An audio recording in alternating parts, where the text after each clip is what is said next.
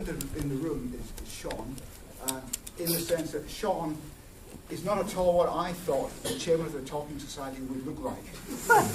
I thought something definitely a bit Gandalf, but not at all. Shaun is young. Shaun is younger than my son. That is really strange. But Shaun has turned around the Tolkien Society by about 45%. He's made a huge difference, a huge impact on this venerable society, and we're delighted to have him with us tonight to talk about Tolkien or Jackson filming Tolkien's legendarium. One other thing I'd like to say, which is of particular interest to us in Sussex, is that Shaun is, can I say, a local boy made good. Shaun has the distinction to come from Rustington. And he went to the University of Sussex, where he read politics, so he's an astute reader of Tolkien. Without any more ado, and fingers crossed, I hope this is going to go more smoothly than I think it is. Shaun, come in. Thank you very much. Thank you to the Sussex Centre for Folklore, Fairy Tales and Fantasy for inviting me to speak to you today. And a special thanks for Heather for pushing up with me and all my various technical issues in terms of getting the videos to work. And when I actually mentioned that I studied politics at Sussex, I actually studied economics as well. And I had an economics lecturer who always gave me a piece of advice. He said, "Shaun, when you're doing a talk, he said, remove your clothes, take your clothes off." And I went, "This is a bit forward. You know, you're teaching me microeconomics here. You're not teaching me, other stuff." And he said, "What it does, it helps them to pay attention. So watch out when I will strategically remove my clothes when I think you're getting bored. So do watch out for that." As the chairman of the Tolkien Society, and I've been the chairman for the last 2 years, I often get asked about the films. It is inevitable. I had the very good fortune of going to the worldwide premiere of The Hobbit, The Battle of the Five Armies at Leicester Square in December, as well as the London premiere of The Hobbit, An Unexpected Party in 2012. This actually moves. You might expect me to be someone who regards the films with disdain, as well as expecting me to have a very long beard and pointy hat. But in fact, I welcome them as a faithful interpretation of Tolkien's works, and as an opportunity to engage new audiences with Tolkien's legendarium. First of all, today I'm going to talk about Tolkien's views of adapting his work and the early attempts at adaptation, some of them rather amusing. Second, I'm going to talk about the fan reception, and I will argue that much of the hostility towards Jackson is based on a fundamental disconnect between lovers of the books and the medium of film. And finally, I'm going to briefly deal with the Hobbit films, which I think in their own right deserve a talk all by themselves, but that's probably for another day. So since The Lord of the Rings was first published in 1954-1955, there's always been interest in filming Tolkien stories. Despite claims that Tolkien would have hated the films, Tolkien himself was actually open to seeing The Lord of the Rings on screen. In 1957, he was approached by an American company to make a film of his book. In a letter to his publisher, Tolkien said, "As far as I am concerned personally, I should welcome the idea of an animated motion picture with all the risk of vulgarisation. And that's quite apart from the glint of money, though on the brink of retirement that is not an unpleasant possibility. I think I should find vulgarisation less painful than the sillification achieved by the BBC." The sillification was a radio dramatisation on BBC Radio 3 between 1955 and 1956, which annoyed Tolkien for his poor attention to detail. I think poorly of the broadcast adaptation. Well, we weren't expecting that. Go away. There we go. I think poorly of the broadcast adaptations, except for a few details. I think they are not well done, even granted for the script and the legitimacy of the enterprise, which I do not grant. In a criticism conveniently forgotten by many people who today advocate Brian Sibley's 1981 BBC radio series of The Lord of the Rings above Sir Peter Jackson's films, Tolkien told the producer Terence Tiller that there was too much emphasis on dialogue, with not enough context. He preferred narration of passages in order to prevent characters and scenery from appearing, in his words, flat. Tolkien recognised the difficulty in turning the Lord of the Rings into a film, and he did admit to Tiller he had a very hard task. Here is a book very unsuited to dramatic or semi-dramatic representation. If that is attempted, it needs more space, a lot of space. I can't help but wondering that perhaps that criticism that we all hear of Peter Jackson, that his films are rather too long, wouldn't have been a criticism levelled by Tolkien. Anyway, in 1957, Tolkien received a request from a group of Americans to produce The Lord of the Rings. After reading the script, he sent a response. An abridgment by selection with some good picture work would be pleasant, and perhaps worth a good deal of publicity. But the present script is rather a compression with resultant overcrowding and confusion, blurring of climaxes, and general degradation. A pull back towards more conventional fairy stories.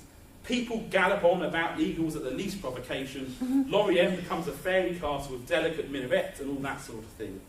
But I'm quite prepared to play ball if they are open to advice and if you decide that the thing is genuine and worthwhile. Tolkien's motives, however, he was a human, weren't entirely honourably based on dramatic merit. He told his son that his policy was quite simple: art or cash. Either very profitable, this is his quote, either very profitable terms indeed, or absolute author's veto on objectionable features or alterations. It seems that when Tolkien finally sold the film rights to United Artists in 1969 for a sum of £100,000, which is equivalent to £3 million in today's money, with 7.5% royalties of any future adaptations, that Tolkien had ultimately chosen cash over art. Incidentally, The Hobbit and Lord of the Rings trilogies have netted over $10 billion worldwide in ticket sales and merchandise. A sum of money which is so vast it is equivalent to the GDP of Mongolia. So that 7.5% Tolkien negotiated is now earning the Tolkien estate a rather awful lot of money. Anyway, turning back to art or cash. In terms of art, there were two dramatists we know Tolkien disliked. I mentioned one to Bill earlier. First, it was William Shakespeare, which he cordially disliked in his own words. At school, he regarded both reading and studying Shakespeare a folly. In fact, I was, just as I left the house, I brought on, because I'm going to give you the full quote, because it's quite good for those of us who had to suffer Shakespeare at school, perhaps didn't enjoy it. So he said, this is in a letter to his son during the war, the only event worth of talk was the performance of Hamlet, which I had been to just before I wrote last. It emphasised more strongly than anything I've ever seen the folly of reading Shakespeare and annotating him in study, except as a concomitant to seeing his plays acted. It was a very good performance with a young, rather fierce Hamlet. It was played fast without cuts and came out as a very exciting play. Could one only have seen it without ever having read it or knowing the plot, it would have been terrific. Not only was Shakespeare's portrayals of fairies also annoyed Tolkien, I hazard a guess, judging by Tolkien's criticism of dialogue about adaptations, that the dialogue in Shakespeare wasn't much to his liking either. The second dramatist that Tolkien disliked was Disney. He said he loathed Disney and referred to it as a transatlantic juvenile taste. In a letter to his aunt in 1961, Tolkien referenced the 1933 Disney film The Pied Piper. I am sorry about The Pied Piper. I loathe it. God help the children. I would as soon give them crude and vulgar plastic toys, which of course they would play with to the ruin of their taste. Terrible presage of the most vulgar elements of Disney. We don't know for certain what exactly Disney disliked about Disney, but he certainly would have been unhappy with Disney's plural dwarfs rather than dwarves. I'm going to play a little clip here. Hi-ho! Hi-ho! Hi-ho! Hi-ho! Hi-ho! Hi-ho! It's off from work we go. Hi-ho! Hi-ho! Hi-ho! Hi-ho! Hi-ho! I shall come back to that later. In any case, I shall go back. In any case, even though Tolkien disliked Disney, he didn't mind the concept of at least an animated film, as I mentioned earlier. What he wanted was adaptations that respected the story and gave it the space to breathe. He certainly wanted a greater emphasis on the context and the scenery rather than simply being a dialogue. On all of these measures, I'm now going to explain to you why Jackson actually ticks all of Tolkien's boxes. So after we heard that there was an attempt by the Americans to try to make a film, the Beatles wanted to make one with McCartney, Harrison, Lennon and Starr starring as Frodo, Gandalf, Gollum and Stan respectively, and they actually approached Stanley Kubrick to make it. However, it was turned down by Tolkien's personal veto. John Borman tried to make a version of The Lord of the Rings which would have included a love scene between Frodo and Galadriel. Thankfully, neither of them happened. Come the mid-90s, Peter Jackson, a relatively unknown New Zealand filmmaker, who had read The Lord of the Rings as a child and enjoyed Ralph Bakshi's 1978 animated version of The Lord of the Rings, approached Miramax to make a version of The Lord of the Rings. He was turned down. However, New Line Cinema agreed to make a trilogy, and they were released in 3 parts: Christmas 2001, 2002 and 2003. The Lord of the Rings series was a fantastic critical and commercial success. With 17 Academy Awards and over $6 billion in revenue, The Lord of the Rings has become the most successful film trilogy of all time. The Return of the King became the second highest grossing film of all time after the Titanic, whilst becoming the first ever fantasy film to win the Academy Award for Best Picture, which it still holds today. The actors in the films were turned into international stars overnight, and to this day the films continue to rank as 3 of the best films of all time. So why are people so upset about them? Despite that commercial success, critical acclaim and book sales precipitated by the films, HarperCollins, the publishers of Tolkien, reportedly selling 10 million copies in those years surrounding the films. Response from the Tolkien community was lukewarm. My own Tolkien Society issued a very non-committal position statement on the film, whilst rumours were abound that the Tolkien family had fallen out with one another due to their differing feelings towards the films. Tolkien fans became more and more aghast in their knee-jerk hysteria as the trilogy went on. The absence of Bombadil, I think my autocorrector doesn't like Bombadil very much there.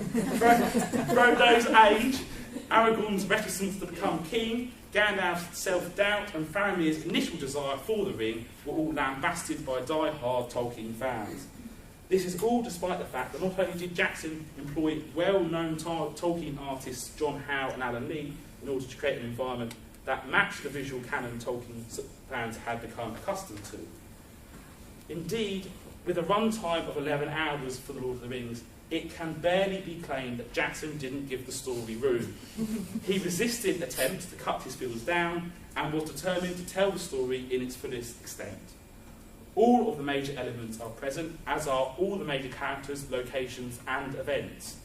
So determined was Jackson to create the best possible films, he built up Wingnut Films, Weta Workshop and Weta Digital all to furnish his trilogy. Following the success of The Lord of the Rings, New Zealand's film and tourist industries have been transformed and revitalised. All of this happened as a consequence of Jackson's own personal desire to get the films right.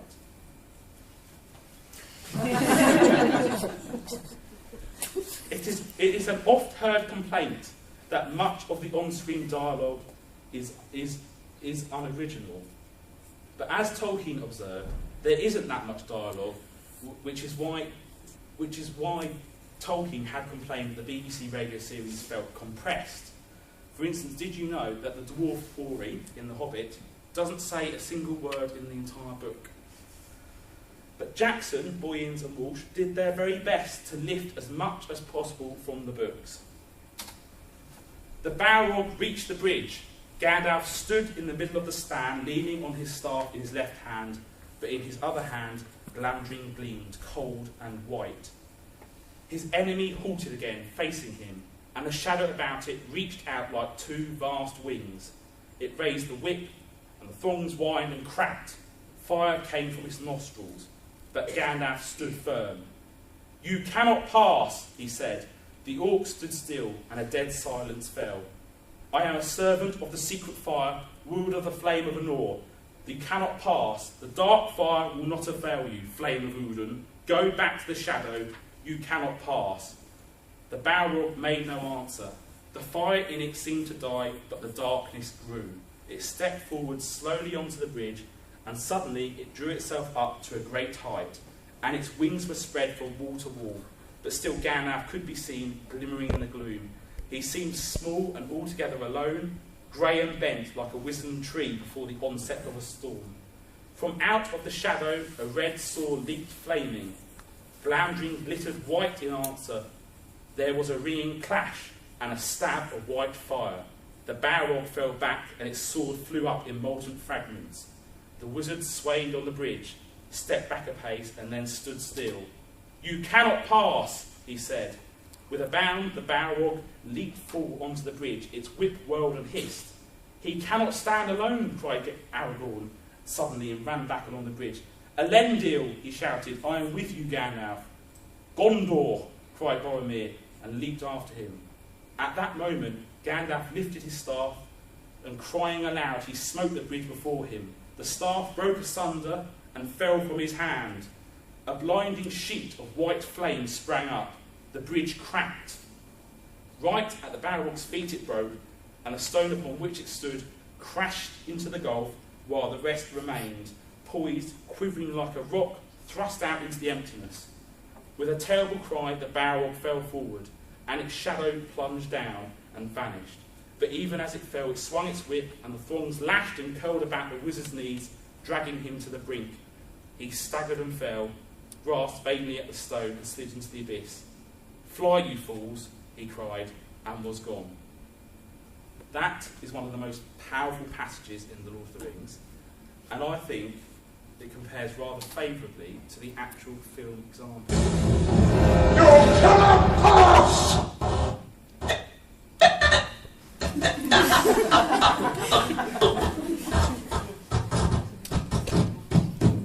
Is there anything I can do to make this better? Pause it for a second. Oh, we've now gone forward. Okay. It was kind of my nightmare to hear that no from Frodo to be even longer than it was.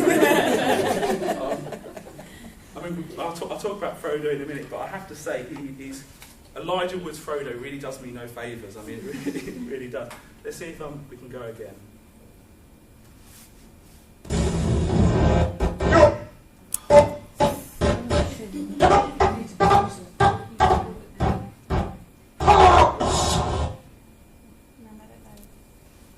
How long will I have to wait? I can't really move on. Try it now. Try it now. Okay. Get out!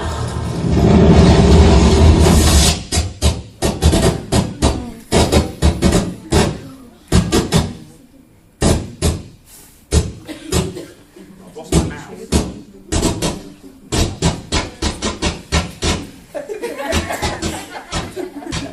I mean, you think this is bad for us? Imagine how Gandalf's feeling.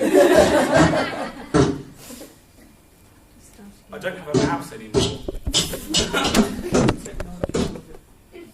Has ABBA solution in it? Press escape on the keyboard. Will playing the clip from the actual file work better, do we think? Can something's happening now?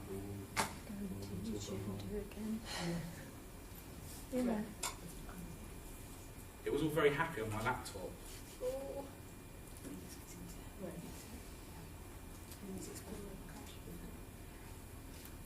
Gandalf Balrog, I think, probably the one. Go do the same thing now. You cannot pass! Get out!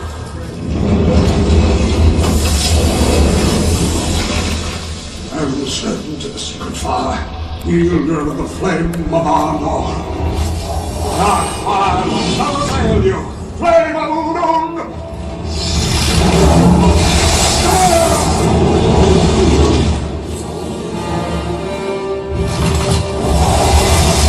Go back to the shadow.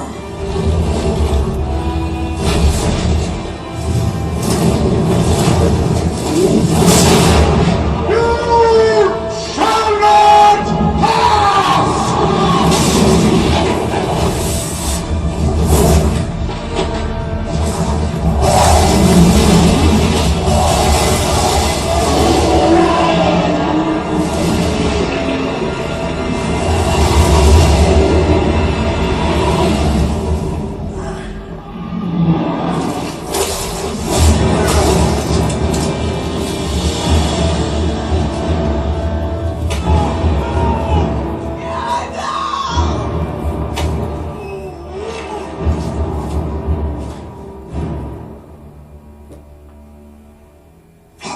suits.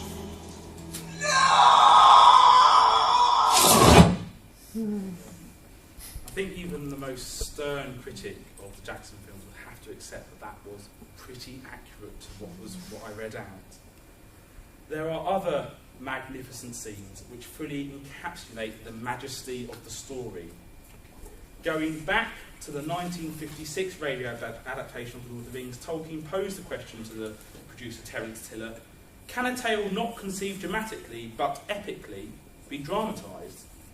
I think Jackson, with the help of his concept artists and Howard Shore's award-winning scores, certainly have proved that it can.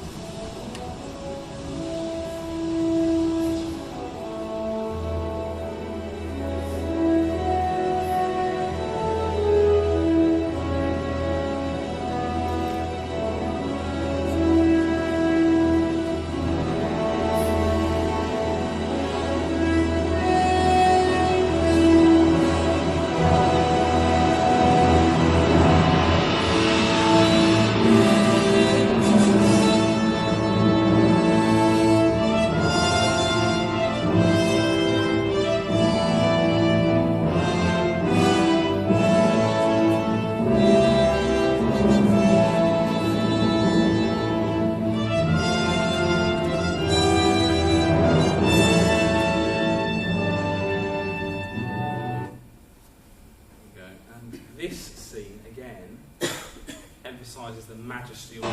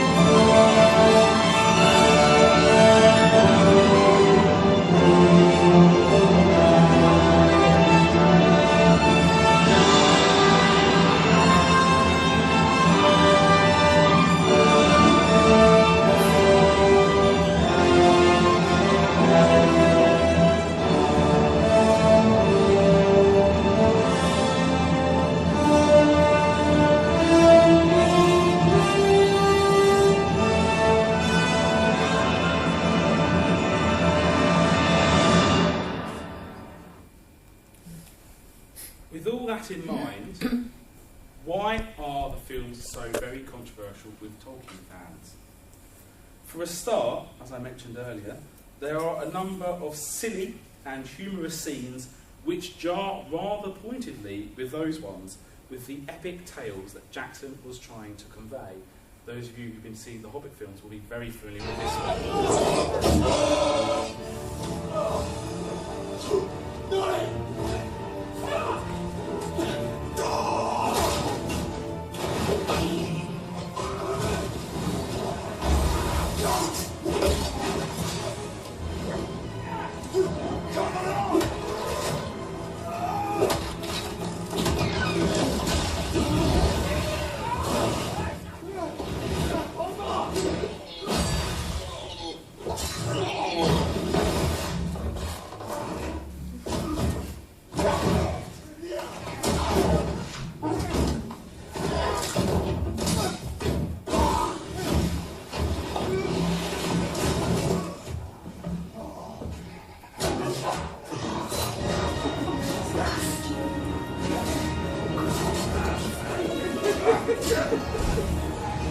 I mean, they should start issuing barrels to the army. They should be so successful at all.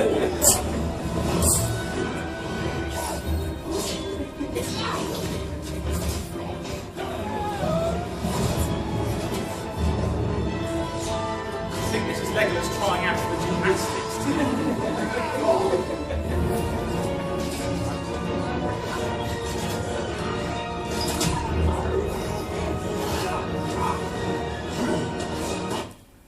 There is also, I'm not going to give you the Legolas and the Oliphant. I think it's too annoying. There's also ones like this, little scenes. Strangely, Legolas features them in them all. Elvish waybread. One small bite is enough to fill the stomach of a grown man.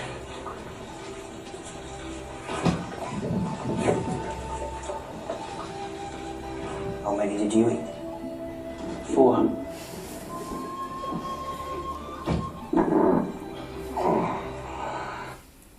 As I say, they jar rather pointedly with the epic tale that Tolkien is trying to tell, that Jackson's trying to tell. And I'm not going to defend those clips. I really am not. But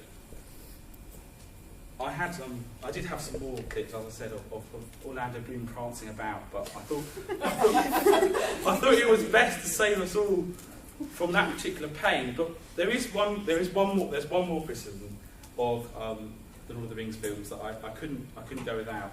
I have the internet on here, don't I? Yeah. Yes. Okay.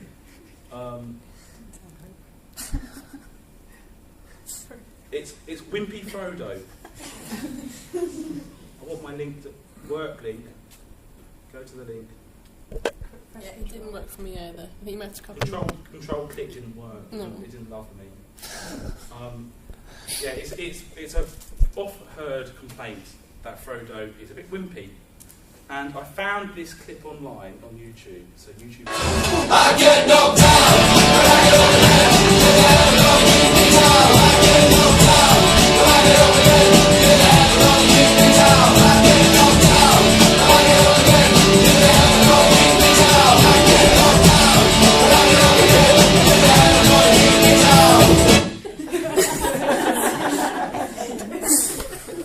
And it carries on. I don't think there's any character that and not only falls over, but falls over quite so grumpily. Like, as if he knows it's coming, he just thinks, I'm just going to have to go with this one. But those of you who would cite all of those above scenes as proof of the dumbing down of Tolkien's works are actually in very good company. They are in good company with Christopher Tolkien, Tolkien's son. In an interview with Le Monde, Christopher said, "They eviscerated the book by making it an action movie for young people aged 15 to 25. I suddenly now feel I remember Bill's comments at the start. The chasm between the beauty and the seriousness of the work and what it has become has overwhelmed me. The commercialisation has reduced the aesthetic and philosophical impact of the creation to nothing. There is only one solution for me, to turn my head away." I assume he gave it 4 out of 5 stars in Empire magazine. Yet when you ask Tolkien fans what they dislike, what they really dislike, you will not find that they complain about the lack of philosophy in Lord of the Rings and Hobbit films, nor will they argue that Jackson's physical and visual Middle-earth is incompatible with Tolkien's Middle-earth. They will mention the above scenes as more add-ons to give weight to their argument against the films. Instead, fans will focus on characters. Both BBC radio series were exclusively audio affairs focused on the dialogue of the characters. The 1981 radio series in particular is held up by Tolkien fans despite its inaccuracies, including how it dealt with Bombadil, whereas Jackson's films focused on the epic tales of Tolkien's stories, by which I mean the actual telling of the story as opposed to telling the story of the characters. I'm going to come to this. This is the key point. Whenever I do press interviews, I am always asked why the works of J.R.R. Tolkien are so popular. It's usually the second question after, do you speak Elvish? Which the answer is no. And actually the question after that is, do you dress up? I tell them I dress down when I'm doing lectures. And why are The Hobbit, Lord of the Rings and The Silmarillion so popular? Aside from the epic David and Goliath nature of the stories of good versus evil, I point out that the sheer wealth of characters means that there is always a character a reader can relate to. This plays out in the perspectives people assign to the books. Whereas the name suggests The Hobbit is very much Bilbo's story, some people regard The Lord of the Rings as the story of Frodo's journey. or Gandalf's triumph in his quest to defeat Sauron, or Aragorn's eventual return as the King of Gondor, or Sam's stoic support of Frodo in doing his duty. People also mention the decline of elves in Middle-earth, or even the Hobbit's realisation that the Shire is part of a much wider world and not detached from the rest of Middle-earth. It is the portrayal of these characters and others, particularly Faramir, Denethor and Arwen, that so often angers Tolkien aficionados. In their excellent book, Watching the Lord of the Rings, Martin Barker and Ernest Mathias conducted a worldwide survey of 30,000 people who had watched the Lord of the Rings films. The book is essentially a work of film audience analysis rather than cinematic criticism or literary comparison, but it does highlight this phenomenon. Those people who describe the Lord of the Rings films as epic are much more likely to be Tolkien fans in general, as opposed to casual filmgoers, whilst film fans very strongly identified with particular characters, and Faramir was the most popular in the UK, surprisingly, whilst the description epic was also the description that most people in the UK used to describe the Lord of the Rings films. Barker talks about how audiences differentiate between the books and the films, but struggle when fans are emotionally invested in the characters. This is a quote from somebody in their survey. I loved it. As a fan of the books, I was disappointed at some of the missing parts and the changed ending, but as a cinema fan, I found it breathtaking. This tactical split, allowing separate criteria for judgment, is not possible, I should say, for those for whom emotional engagement is a journey into meanings. Fundamentally, Jackson had to play the hand that was dealt him. That hand involved a visually rich world with rich characters, but who had limited dialogue. Tolkien himself recognised the difficulty when he spoke earlier on of the need for space, and he complained about the overemphasis on dialogue. The Lord of the Rings is a huge book at around 1,200 pages. Tolkien's legendarium is more than the entire works of Shakespeare combined. But even in 11 hours, Jackson couldn't tell the story of both the characters in their fullness and at the same time conveying the physical ideals of Middle-earth and treating the actual adventure with the richness it deserved. This is the fundamental disconnect. Tolkien fans are emotionally invested in a tale where they have become attached to the characters, but Jackson has made a film about the quest. He's made a film about the adventure that they're going on, not about the characters themselves. I'm actually getting quite hot now. I've mentioned the various character changes that fans get upset about. But let me just cite, as a comparison, the major changes that Jackson made that people don't complain about. So, for instance, do any of you know, I'll be interested to know, do any of you know what the biggest omission in the story is in Jackson's films?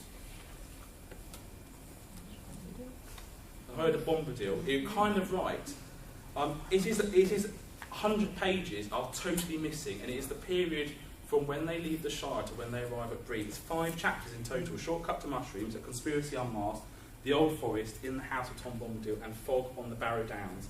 100 pages. But actually, why aren't more people mentioning this? That's a massive chunk of the story. That's nearly 10% just cut out by Jackson, gone. But save for Tom Bombadil, which obviously is a controversial character anyway, and most people kind of accept, yeah, it's a bit weird, he shouldn't be in there. There are no missing characters in those 100 pages. There are no characters that have been lost or changed to upset the audiences. But it does seem strange that you can lose 5 chapters of the book and kind of no one's really noticed. What about this one? In The Return of the King, massive swathes of the ending are just disappear. The Field of Cornwall, many partings, Homeward Bound, and the Scouring of the Shire. Again, no characters have been cut or changed, but yet a huge portion of Tolkien's story has disappeared. No one is that upset about it because they don't feel that attached to the actual story that they're telling. They feel attached to characters. But Jackson is telling a tale about the story. But one of the biggest changes is an addition. It is the elves at Helm's Deep.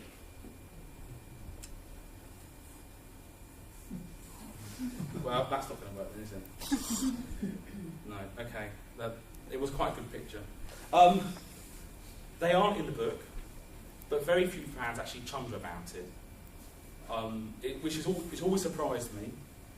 But again, I think it's because simply that no beloved character has been altered in that process. They've simply added in elves, but actually people quite like seeing more elves. Elves are cool, a bit sexy, Legolas with his hair. People like that.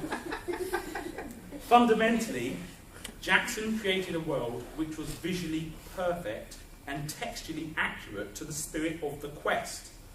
What upsets Tolkien fans is their emotional attachment to characters who have been altered for legitimate cinematic reasons.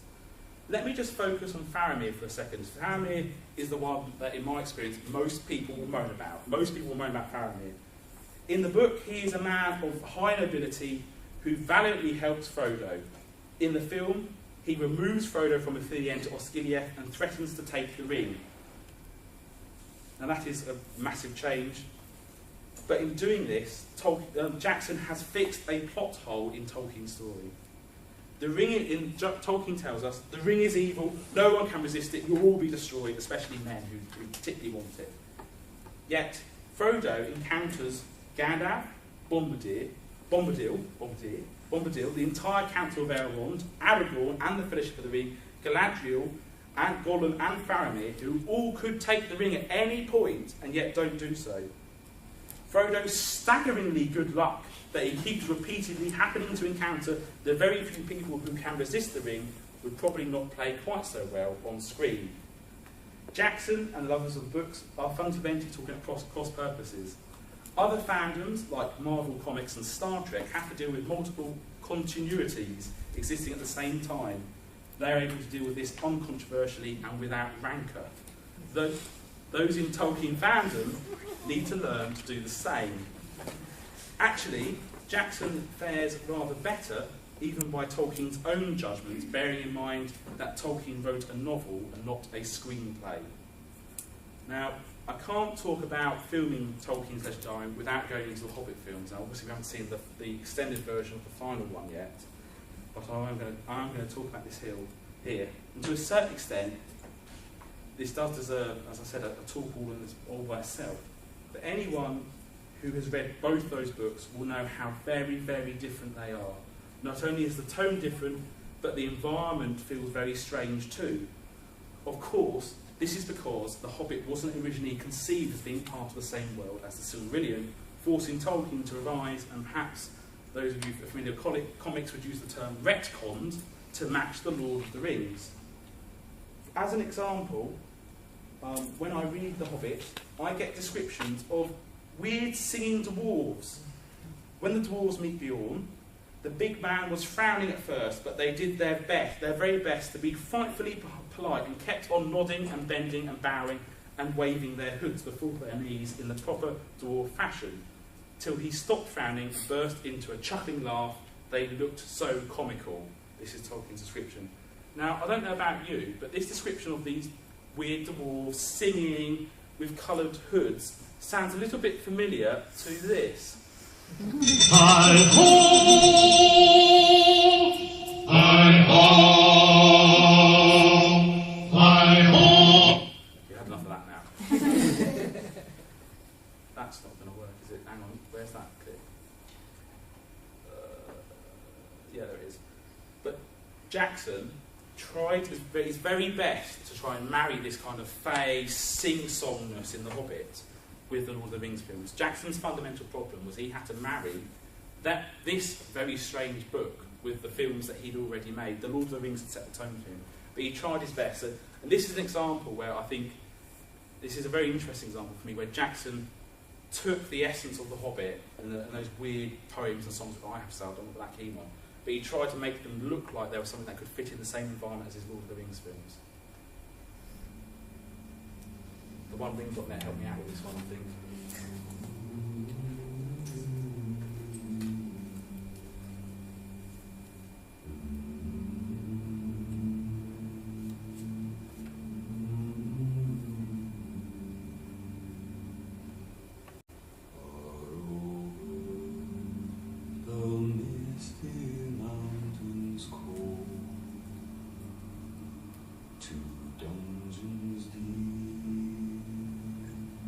And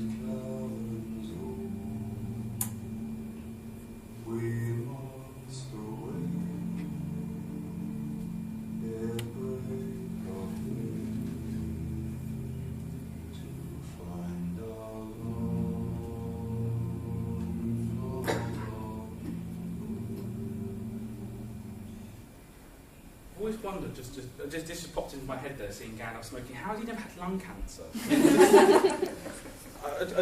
Honestly, someone needs to ask, if, one of those questions, if you have dinner with one person with mystery, that's going to be my question. Forget Balrog's wings, forget Legolas's hair colour, why didn't Gandalf get cancer? But you see, that scene that was made, clearly, it still jarred with the Lord of the Rings films. It was difficult. The Lord of the Rings had none of this personal scene like that. There's one brief scene where Pippin sings in The Return of the King, but apart from that, it just didn't happen. But aside from the silliness of the barrels, if you look at the elements that have upset people with the Lord of the Rings films, you see Thorin's dragon's sickness, Tauriel and the love triangle with Legolas and Kili, Gandalf's weakness and subsequent capture, Azog's involvement in the films at all, and the inclusion of Radagast and Radagast's rabbits. But once again, these are complaints about characters. All the elements of Tolkien's story were there in The Hobbit, as were all the characters. There were no characters missing from it. There aren't that many characters in it, but they're all there. Everything happens in the films in the right order and when it should. But that isn't always enough. For Tolkien fans, it seems that cutting out a chapter or 5 is fairly forgivable, but alter characters is reprehensible. Until lovers of the book can appreciate a film that is faithful to the story of the quest and not just the story of the characters, debate over the accuracy of the films will continue.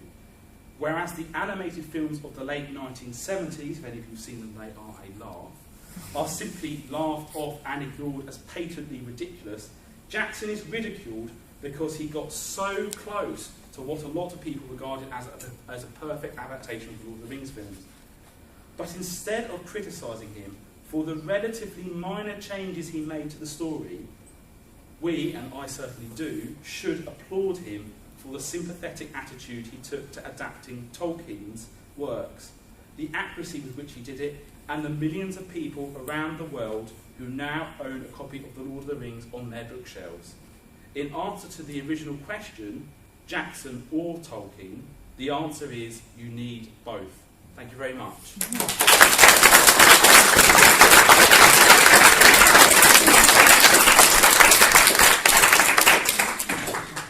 Absolutely, happy to take questions. Right. The floor is open for any questions, comments, observations. Have you met anybody that was involved in making any of the films? I've exchanged emails with Peter Jackson, if that counts. Yeah. But I haven't met directly people who were involved in it, but I've read all the literature there is, and I've seen all the appendices, they're called, to the extended editions of the films. And it's very clear that every person who worked on the films, they were really passionate about creating something beautiful. They really cared about this. As I said, Jackson built up a whole industry in New Zealand to furnish these films on something that New Line Cinema themselves effectively said it was a gamble. They didn't know this was going to pay off. In fact, before this was done, this had never happened before. You'd never had such a huge fantasy film. You'd never had a fantasy film that ever achieved Best Picture at the Oscars, and you certainly never had one that was filmed. You've done 3 of them in one go, and tried to sell them to the mass market. They thought this would be a weird, geeky thing that men with pointy hats and beards would go and see. They didn't think everybody else would go and see it. They're absolutely. I've exchanged emails with a few people and met a workshop in the past, and it's amazing. There was one chap, and he was just working in the customer service department. I'd ordered something from them, and he said, "You're the chairman of the Tolkien Society, aren't you?" I said, "Yeah." He goes, "I used to be a member of the Tolkien Society in Sweden 30 years ago." And I thought, even people in your customer services department care passionately about the rules. I mean, that's incredible. I want BT to have that. Yeah, that was my reason for asking. Had they done research and met people? Absolutely. I mean, they hired some Tolkien scholars to work with them on the films. Oh, right. To help them get it right. Certainly in terms of the Elvish, they had scholars there to help them speak the Elvish.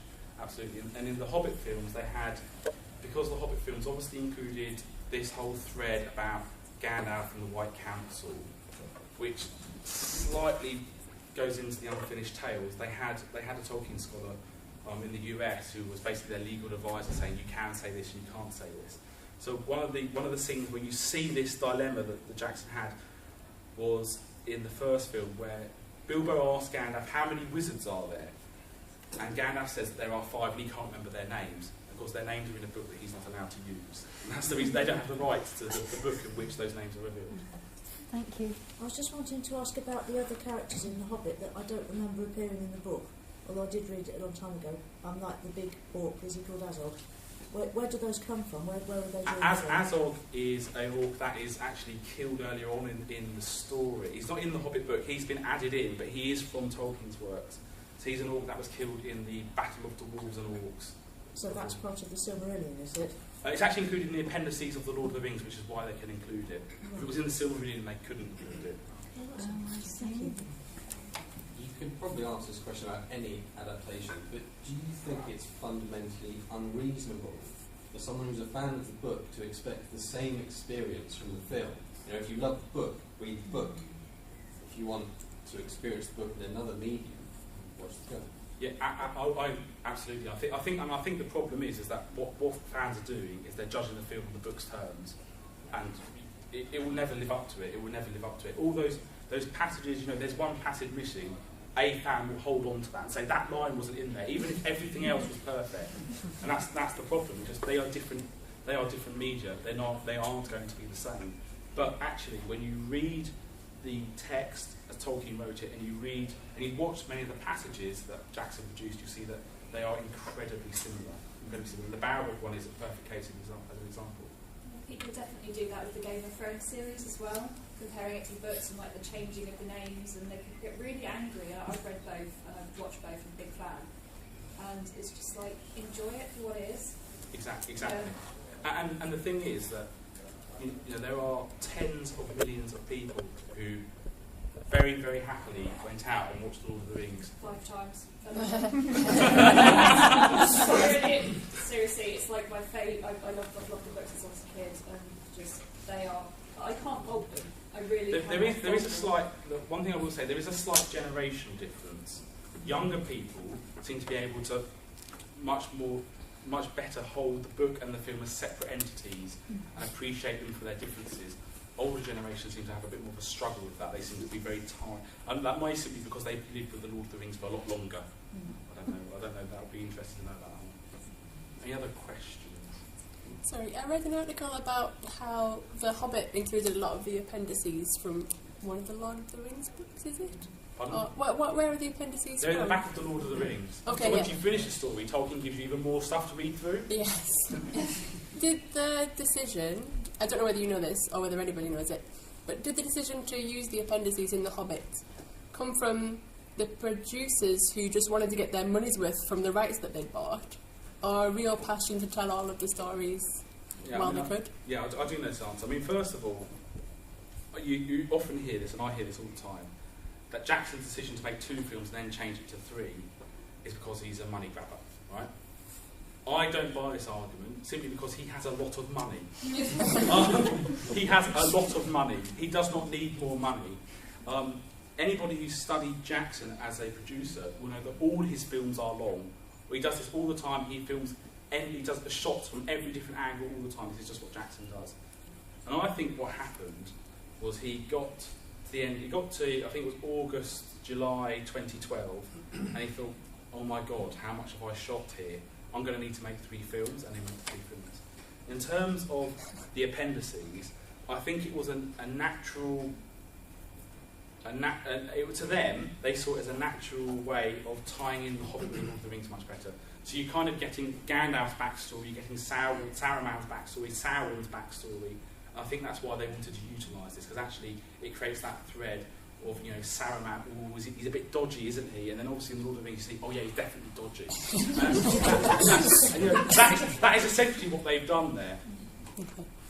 The commentary for the second film actually gives you some insight into the reasoning behind that, and the fact that, in actual fact, I'm not even sure it was their choice to do 3 films, because they had to film a lot more material for the second film to actually turn the whole thing into it was at that point of time that I had communications with Jackson, because we invited him to an event that we were holding, and so I exchanged emails with him and his PA Sebastian, and it seemed to me in the emails they were sending me that it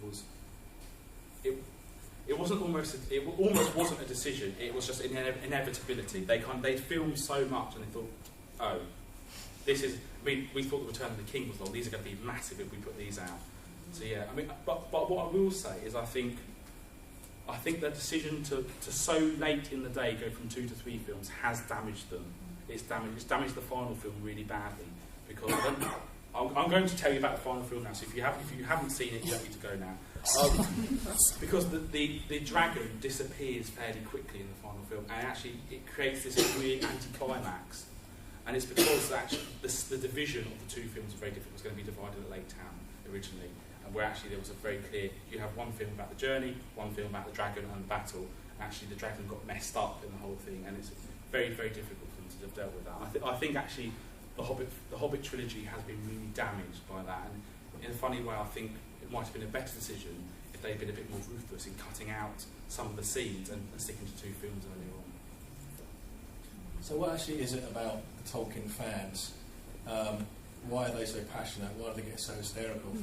I'm just trying to think of something vaguely comparable. No One Bats an Eyelid, that the James Bond films bear almost no relation to the books of Fleming. What is it about the Tolkien fans? I don't know. That's probably a question a bit bigger than me, I think. Certainly Tolkien fans, it's not simply a book that they like. It seems to be much deeper than them. It speaks to them on some fundamental level. When I mentioned this book earlier, Watching the Lord of the Rings, and it is an audience survey of 30,000 people who watch the films. It's interesting. They do go into the sort of hardcore Tolkien fans, and in particular, they mention things like spiritual journey, and it seems to be a lot deeper involvement in them as a person. And I think, in a way, it's almost heretical in a sense. I don't like that word, but for want of a better word, I'd say it's almost heretical to them. That is the reason why. Opinions on Shaun, coming back to the dragon. I personally thought he was the best CGI dragon I have seen since Dragonheart. So yeah. I think Benedict Cumberbatch really got into that. And just like, what do you think about Shaun and how they depicted him? I was very comfortable with it. I thought it was very, very well done. I thought he was authentic to the spirit of the character. I mean, there's lots of scenes in The Hobbit which they aren't necessarily faithful to the actual text as written by Tolkien. And another example of this would be the trolls. What happens at the troll scene is not quite what Tolkien described, but what I would say is it's very, very faithful to the spirit of what Tolkien wrote. The sort of the tone of it is exactly as Tolkien wrote it, and I think the same is true of the dragon. Actually, the dragon isn't quite exactly as Tolkien wrote, although many of his passages are lifted from the book. But he certainly is very, very true to the spirit of what Tolkien wrote. So what relationship does the Tolkien fan have with the Wagner fan? Is there any relationship there at all? I'm just quite interested in this because I knew about Wagner long before I knew about Lord of the Rings. Sort of was a natural progression. Yeah, there have been several books written about this, and I've read none of them. So, the music is quite similar in some places. Yes, there it is. But unfortunately, I don't think I'm qualified to answer that question. I'll look out for the books. Thank you. The list of problems that you said fans had with the Hobbit films, do they come from a similar place as the list of problems? Yeah, they're currently doing a Hobbit world. They're calling it the World Hobbit Project, and they're surveying people, and it asks people, it asks them lots of questions about their preferences, how they see the films, how many times they go to see the films. Some people in the room probably went to every day. Some people say they saw it once and hated it, and what they're going to do is they're going to basically do this again for the Hobbit. But these two, Martin Barker and Ernest Mathias, they've done several of these about other fandoms. I think they've done Star Wars as well, and actually analysing how the audiences respond to them as films. I asked because apart from the love triangle, everything you said was some of my favourite parts. I actually thought that Thorin was a borderline better character in the film than he was in the books. Yeah. I'll go on. I was just going to say actually one of the bits that really annoyed me was when when Legolas and Ariel go to Gundabad, and there's that whole story about Legolas's mother, and it's a tragedy, and they go there in like half an hour. And it's like hundreds of miles away. And for me, it just kind of really shrank the world from going to the sequence in the Misty where you go over the mountains with the beacons, to going to that. We're just going to take a short trip over there. It just kind of, it seemed odd. Yeah, I mean, certainly the final Hobbit film, I would say definitely mushed up the geography quite a bit. That's kind of my geekiness coming out a bit there. But I don't have a problem with that, because actually, unless you're sitting here with the map going, ooh, where's my ruler? Can we just measure this distance? Actually, I don't think it affects the story that badly. I think that most of the problems we have with The Hobbit, the final film, is that they are problems with the film itself. The love triangle took attention and time away from scenes that could have been better developed. The fact that the gripping final fight with Legolas and Bolg and the collapsing bridge was all kind of anticlimactic when you realise that Legolas still had to be around for another 3 films later. They had problems with the film, not with the story or the characters. Yeah, and actually, it's obviously apparent that the Battle of the Five Armies, despite having gone to the premiere, was my least favourite film.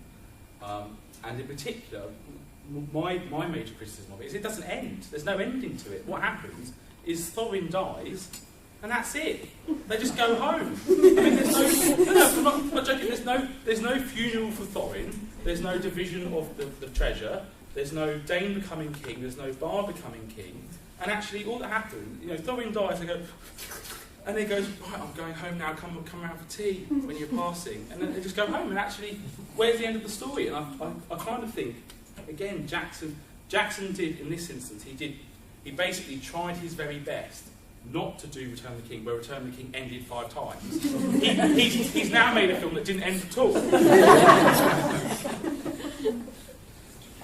Now that the films are finished, and I think we know that they can't at the moment get the rights to make the Silmarillion, so it's like we won't have any more Lord of the Rings films for quite a while, possibly. What role is the Tolkien Society going to take now in terms of keeping Lord of the Rings in the public consciousness? Where are you moving with the society?